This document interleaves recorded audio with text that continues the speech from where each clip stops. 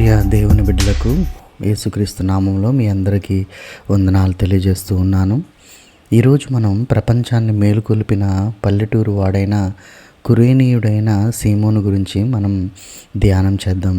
సిలువను మోసిన కురేనీయుడైన సీమోను.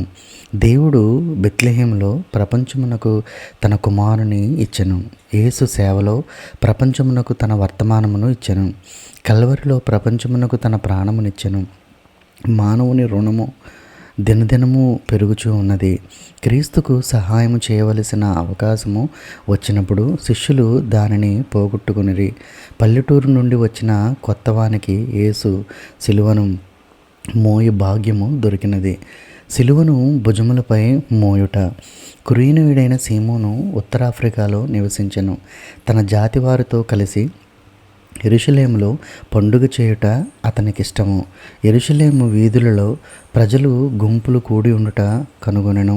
అక్కడ సైనికులు బలమైన వాడెవడైనను యేసు సిలువను మోయుటకు తోడ్పడునేమో అని వెదుకుచుండిరి. వారు వెళ్ళుచూ ఉండగా కురేనీయుడైన సీమోనును ఒకడు కనబడగా ఆయన సిలువ మోయుటకు అతనిని బలవంతము చేసిరి. మత్తయి సువార్త 27:32 మనం ఇక్కడ జ్ఞాపకం చేసుకుంటాం. శాపగ్రస్తమైన సిలువను మోయుటకు తాను సమ్మతించి ఉండకపోవును. అయినను బలవంతముగా ఆ సిలువను మోయించిరి. అతడు సిలువను పైకెత్తినప్పుడు యేసు లేచి నిలవబడగలిగెను. నెమ్మదిగా తన సహాయకుని వైపు చూచెను. అతడును యేసు ముఖము వైపు చూచి దేవుని హృదయమును గుర్తించెను. రెండవదిగా సిలువ యందున్న సిగ్గు. ఆ కురేనీయుడు సిలువను మోయట అవమానకరమైన సంగతి అని ఎరుగును. నీతో వత్తుమని ప్రమాణము చేసిన శిష్యులు ఎక్కడికి వెళ్ళిరో? ఒకవేళ ఆ గుంపులో కలిసి ఈ తమాషా అంతటినీ చూచుచుండునేమో. బయటకు వచ్చుటకు భయపడి ఉందురు. సిలువను మోయుట అవమానకరమైన పని అని ఆయన ఒక్కడే ఆ శ్రమను భరించినట్లు వదిలిపెట్టి ఉందరు. ఆ సమయంలో సిలువను మోయుటకు ఎవరైనా ముందంజ వేస్తే నిత్య ఘనతకు పాత్రులై ఉండువారే కానీ అది వారికి సిగ్గుగానే తోచెను. గనుక ఆ పని ఆఫ్రికా వానికి విడిచిపెట్టినది. అతడు ఆయనతో కల్వరి వరకు వెళ్ళెను. మూడవ మాటగా సిలువ వలన ఫలము. నిజముగా అతడు దేవుని కుమారుని సిలువను మోసెను. దాని భావమేమి? దేవుడు ఎవరికిని రుణస్థుడు కాడు.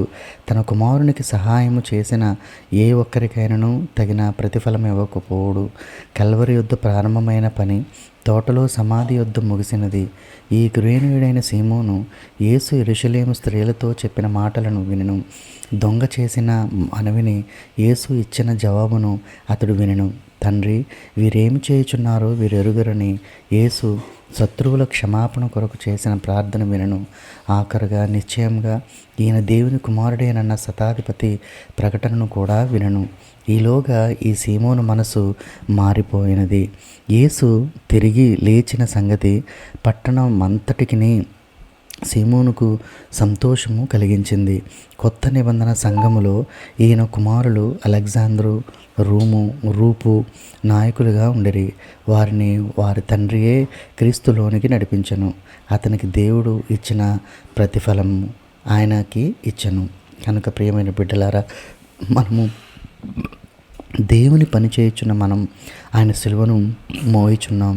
నువ్వు దేవుని వలన దేవుని యందు ఉండడం వలన నీవు ఒకవేళ అవమానము, సిగ్గు, ఒకవేళ కష్టము, బాధలు పడుతున్నట్లయితే క్రీస్తు సిలువను మోసి ఆయన వెంబడిస్తున్నట్లుగా నువ్వు భావించినట్లయితే, నువ్వు ఒక కురేనీయుడైన సీమోను వలె దేవుని యొక్క సిలువను మోసినట్లయితే అనేక మంది నీ వలన కొత్త నిబంధన సంఘంలో ఆయన కుమారులలాగా బ్రతికేటువంటి విధమైనటువంటి క్రైస్తవ జీవితాన్ని మనమందరము కలిగి ఉండాలని ఈ కొద్ది వాక్యము యేసుక్రీస్తు నామములో మరి మీ అందరికీ ఒక హెచ్చరికగా తెలియజేస్తున్నాను.